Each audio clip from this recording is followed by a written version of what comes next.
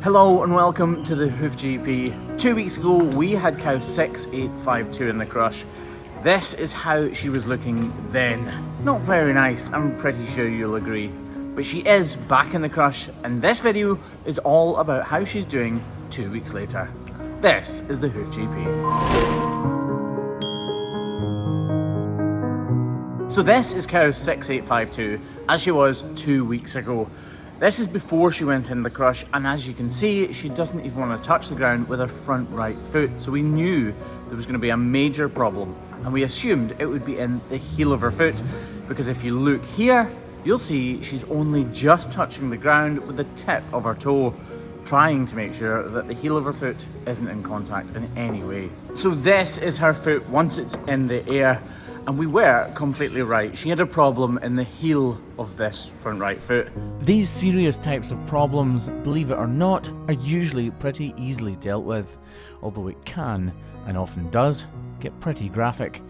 The rear of this hoof is completely detached, and as we soon found out, it went a lot further than it first seemed to. We even got a few droplets of pus out, meaning we knew for a fact that we had relieved the pressure on this painful foot.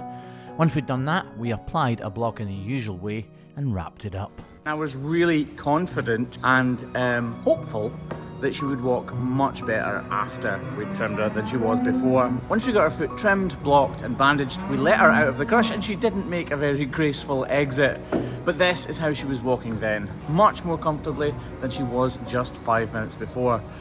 Anyway, she's in the crush, so let's go over here and get her foot in the air and see how she's doing now.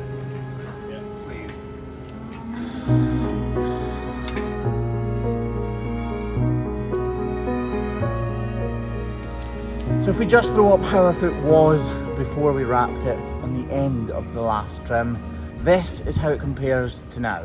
There's a huge difference, a positive difference. In the last 2 weeks, this cow's hoof has grown around 3.5 to 4 millimeters, so there hasn't been anywhere near enough hoof growth to completely heal this cow's foot, but there has been enough to make her much more comfortable. But today is about making sure that she does fully heal, and if we didn't see her today, it's likely that things could go backwards and she would end up how she was 2 weeks ago. Right, without further ado, let's see what we can do for her now. Cool, so all of this was really raw and exposed and open to the elements. It has all started to regrow and it's looking really good. But if you look around here, there's a really hard edge, and that lets me know that there's cracking underneath this hard edge. And that cracking will just keep extending and extending under there. Actually, right now, as we talk, I'm not exactly sure how far it extends just now. It could completely undermine the whole hoof, to be totally honest. There's only one way to find out though. She doesn't need this hoof horn at all. We left it slightly high in the first trim to try and protect this really sore part in here, and it's done its job.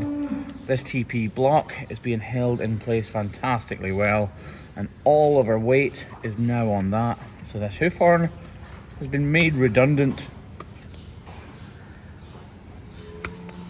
Although, sadly for the hoof horn, there will be no redundancy pay.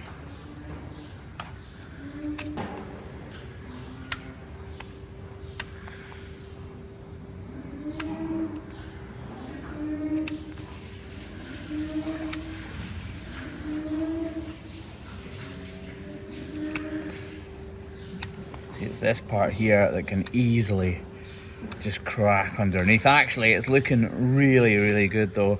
This is something I'm very happy about just now. You'll notice I'm treading carefully though.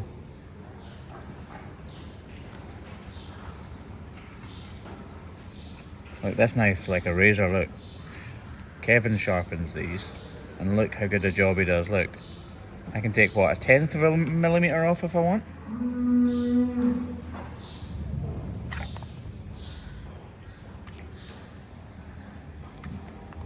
This is the part that I'm nervous about, if I'm totally honest.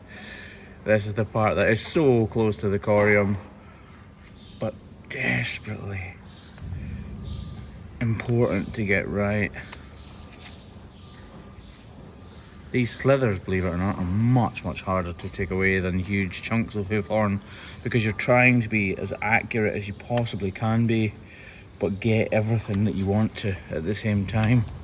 And this hoof horn is really hard, so you need to put lots of pressure through it without any slips of the knife.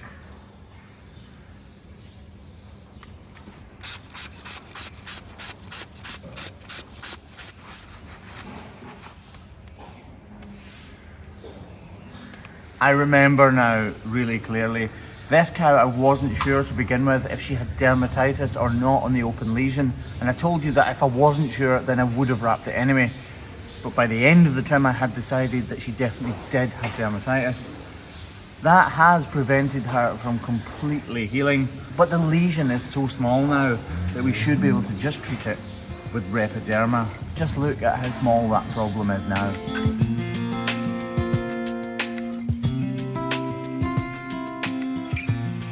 This is a successful result. Remember, this has only been 2 weeks, and I'm sure that when we let her go, this cow will be walking almost perfectly. But remember, she does have a block on, so all of her weight is now transferred to that one outside claw. So that block will have to come off in a couple of weeks' time. Right, let's drop her foot, get out from underneath her, and let her go.